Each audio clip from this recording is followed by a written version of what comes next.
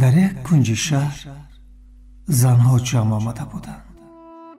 محفل داشتند. از هر خصوص، از هر بابت، از مشکلی هایی که بر سرشان آمده بود با هم درد دل می کردند، با هم صحبت می کردند. هنگام صحبت یکی از خانم های جوان از جای خود بلند شد و گفت: دوگانه های عزیز، من از همه شما خواهش میکنم که به شوهرهایتان برای گرفتن زن دوم اجازه دهید تا که آنها هیچگاه به گناه گرفتار نشوند. و میدونید شما هم بعد این کارتان صاحب اجر و پاداش بزرگ میشوید از جانب خداوند. من از شما لطفاً خواهش میکنم که در این کار به مردهای خانه خویش کمک رسانید. تالار را خاموشی فرا گرفته بود. کسی حرفی نگفت.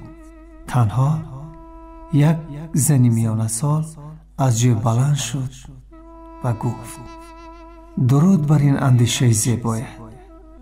آفرین، تشکر. بسیار اندیشه سازنده، فکری کامل.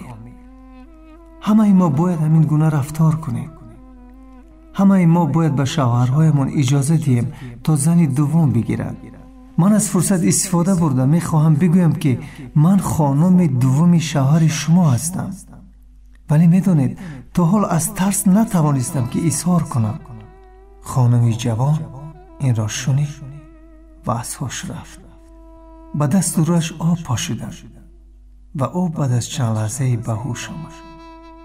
زنی میانه سال بالای سرش آمد و با لبخند به او گفت: میدونی من زن دومی شوهرت نیستم، لیکن میخواستم ببینم که به گپ‌هایی که میگفتی ایمان داری یا نه.